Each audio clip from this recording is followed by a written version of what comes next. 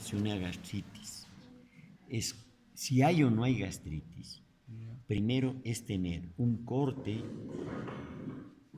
o una biopsia de la zona que más se afecta de gastritis. ¿Cuál es la zona del estómago que más se afecta de gastritis? No, por lo general el antro. Verá. En nuestro organismo, la mucosa gástrica, regálame un pedacito de papel. Por ejemplo, no estudiamos nada de gastritis. ¿Qué tienen que hacer ustedes? Estudiar solitos y no les queda más. Regálame un pedazo de papel. Un pedacito de papel. No, de papel para escribir. La mucosa gástrica es exactamente igual a la piel. ¿Qué quiero decir con eso? Que la mucosa gástrica también sufre un proceso normal de ¿qué? ¿Qué le pasa a la piel? Regeneración. No, con respecto a los años. Envejecimiento. Exacto. Entonces, la piel se envejece y las arrugas con los años aparecen. En el estómago sucede exactamente igual. Conforme los años avanzan, la mucosa gástrica se va volviendo cada vez más delgada. Eso quiere decir que se vuelve cada vez más atrófica. Aquí hay dos líneas en el estómago que se llaman líneas Z. Son líneas convexas. Esto es concepto japonés. Sí. Son las líneas Z. Cuando usted tiene 20 años, las líneas Z están bien distanciadas, bien separadas. Por ejemplo, incluso aquí solo hay unas poquitas glándulas mucosas y acá otras poquitas glándulas mucosas. Todo esto es mucosa oxíntica que tiene células parietales y principales, ¿no es cierto? Por eso es que cuando usted toma un jugo de naranja a su edad, no pasa nada, puede tomar a la medianoche, no pasa nada. Pero denle a un viejito de 60 años un juguito de piña a las 5 de la tarde. Chuta, le arruina, ¿no es cierto? ¿Es por qué? Porque la mucosa se ha envejecido. Conforme avanzan los años, estas líneas se van acercando. Esta ya está aquí y esta ya está acá. Esto ya tiene un grado inevitable de atrofia. Por lo tanto, la gastritis crónica no necesariamente está asociada solamente a la acción del Helicobacter pylori, sino también al EDO. Conforme pasa el tiempo y a los 50 años ya tenemos esto. Esto es producción de moco, y solo esto queda como mucosa oxíntica. Y a los 70 años prácticamente las líneas se han unido y casi todo es mucosa que produce moco. Y mucosa que produce ácido clorhídrico, mucosa oxíntica, casi ya no existe. Segundo, la obligación de todo gastroenterólogo es que debe tomar al menos, de acuerdo con los criterios de la clasificación de gastritis de Sydney y de Houston, debe tomar al menos, bueno, los norteamericanos toman 12 muestras, no sirve para nada, pero los latinos deberíamos tomar al menos 6 muestras, ¿no? En biopsias gástricas, una de acá, cara anterior y posterior del cuerpo, 2 muestras de la incisura angularis y 2 muestras de la cara anterior y posterior del antro. Y se deberían enviar en frascos diferentes para la evaluación microscópica. Esto es lo adecuado. Esto se hace en hospitales serios y se hace en sitios en donde el paciente también tiene posibilidades económicas, ¿no? Porque la gran mayoría de pacientes no tienen posibilidades económicas y todas las muestras se reúnen en un mismo frasco. Pues ahí sí no se sabe qué es esto, por ejemplo, porque esto usualmente es igual a esto. ¿Por qué se toma de aquí las muestras siempre de la incisura angularis? Porque la gran mayoría de cánceres de tipo intestinal se inician precisamente aquí. Bien, segundo, Sabemos que el Helicobacter pylori preferentemente ataca el antro y no el cuerpo. Por lo tanto, si queremos investigar el Helicobacter pylori, se deberá incluir obligatoriamente mucosa antral, porque ahí hemos de buscar los Helicobacter. Si nos ponemos a buscar aquí, no vamos a ver. Y aquí hay adicionalmente otra cosa. Cuando la mucosa ya tiene cambios metaplásicos, como vimos en ese microscopio, ya hay una alteración de la calidad bioquímica del moco que recubre la mucosa gástrica. Y ese cambio, esa alcalinidad del moco al Helicobacter pylori no le gusta.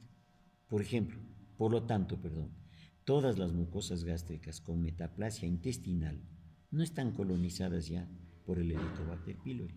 Consecuentemente, el Helicobacter pylori se ve más en edades jóvenes que en edades avanzadas y casi siempre en el antro. Entonces, para entender esta imagen es fundamental esto. Entonces, lo primero que yo voy a buscar aquí, a ver, ¿esta es mucosa antral o es mucosa oxíntica? ¿No es cierto?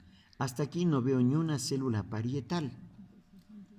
Entonces yo tengo que saber, pues, en dónde estoy, cuáles son las características de esta y de esta mucosa para buscar el Helicobacter.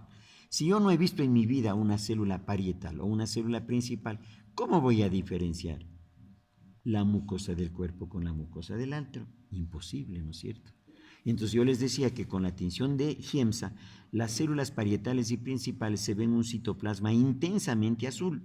En cambio, las células mucosas que están en el antro tienen un citoplasma pálido. Esa es la forma. Entonces yo, por ejemplo, aquí en esta tinción de hematocilina y eosina, no veo ni una sola célula parietal o principal. Y por lo tanto, esto es mucosa antral. Aquí se ve, ¿qué será esto, por ejemplo? ¿Qué será esto? A ver, esta puede ser una pregunta de examen. Podría ser, ¿qué es esto? ¿Qué es esto? ¿Qué es esta zona?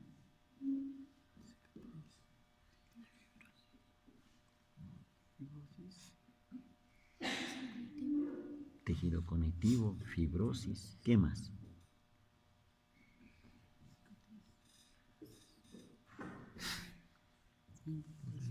Estamos mal, pues. Estamos mal. ¿Qué es esta zona? Pero por favor, y no será lo mismo que esto. Es la muscular de la mucosa. Claro. Entonces, para evaluar, por ejemplo, yo, pues, tendré que ser, recompóngale por favor. Tendré que ser muy parco en las preguntas, ¿no? Entonces, ya primero tenemos una mucosa gástrica antral. Pero, ¿qué tenemos en esta mucosa gástrica antral? Primero, ¿qué llama la atención? Que hay un montón de estas cositas rojitas, ¿no es cierto? Son vasos sanguíneos, ¿sí? Miren, aquí hay dilatación del vaso y hay congestión vascular y aquí hay hemorragia superficial. Entonces, esta es una lesión erosiva, ¿no es cierto? Bien, pero ¿qué más? Examinando la superficie de la mucosa, vemos que toda la mucosa está autolizada, ¿sí? Y claro, toda la mucosa no está bien fijada, no tiene una buena... Mire todo este hueco que hay aquí. Y aquí no hay evidencia de que esta sea una erosión porque no hay fibrina, no hay hemorragia, ¿sí? Entonces, estos cambios son cambios autolíticos, totalmente. Entonces, en esta mucosa no se puede, en este corte histológico, no se puede evaluar la presencia del Helicobacter pylori. Ahora imaginémonos por qué se ve así.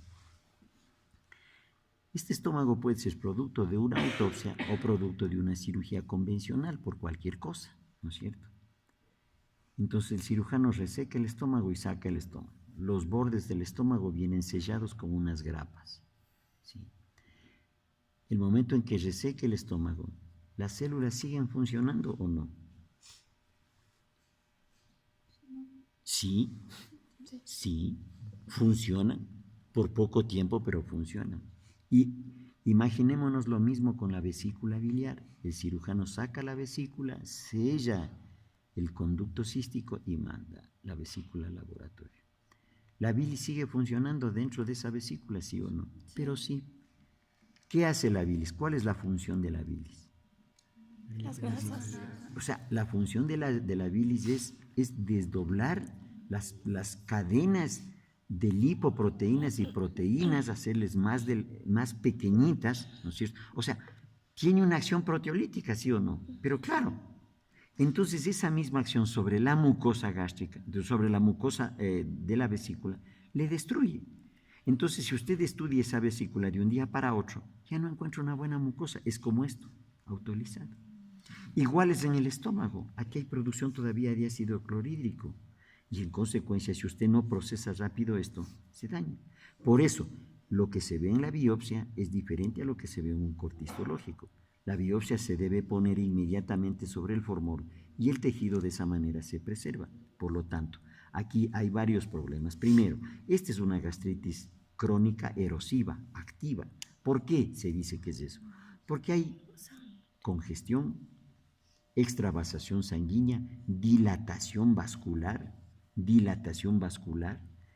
extravasación sanguínea. Segundo, hay un incremento de células, aquí células inflamatorias, pero aquí no podemos ver si hay o no hay helicobacter porque la calidad del corte nos impide hacerlo.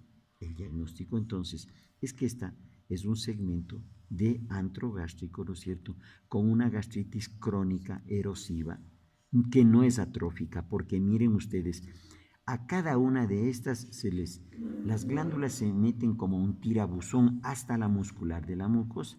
Entonces hacen esto. Cuando uno corta esto, imaginémonos un resorte, ¿no? Más o menos así. Cuando uno corta el resorte así, entonces usted ve esto.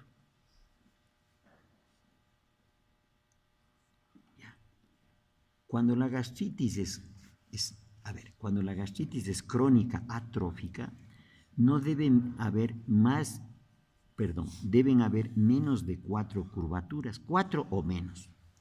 Contemos aquí cuántas hay. 1, 2, 3, 4, 5, 6, 7. Por lo tanto, esto no es una gastritis crónica atrófica. Esto es una gastritis crónica no atrófica. ¿No es cierto? Ahora, es una gastritis crónica activa, claro, porque hay edema, hiperemia y congestión vascular e infiltrado inflamatorio. Es una gastritis crónica no atrófica activa. Pero bien, entonces uno oye este término, gastritis crónica no atrófica activa. Y va a ver el libro de Robbins. ¿Qué pasa en el libro de Robbins? No hay esto.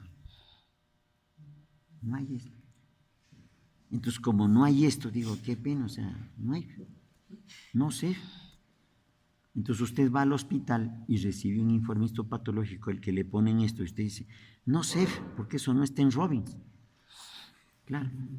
Entonces yo les he mandado a ustedes que estudien la clasificación de SIDA y de las gastritis modificada de Houston. Y si quieren, revisen también la clasificación de Olga. Solo así, pero leyendo, no solo buscando y mandan el trabajo, pero leyendo.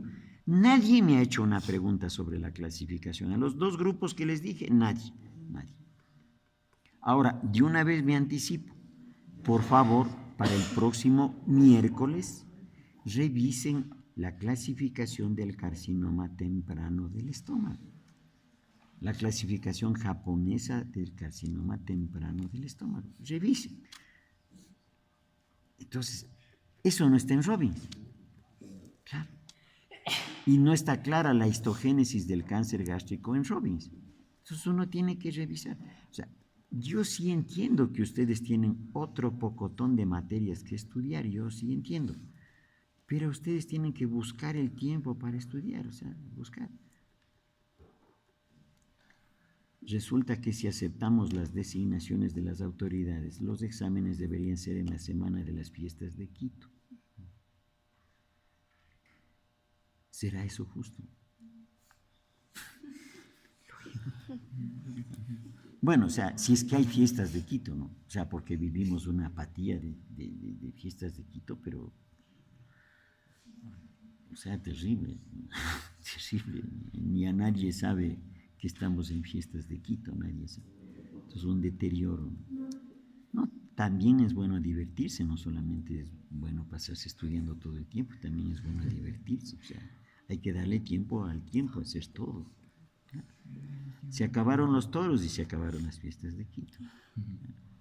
Pero los toros también en su debido tiempo eran una verdadera barbaridad. Yo vivía una época cerca de la plaza de toros.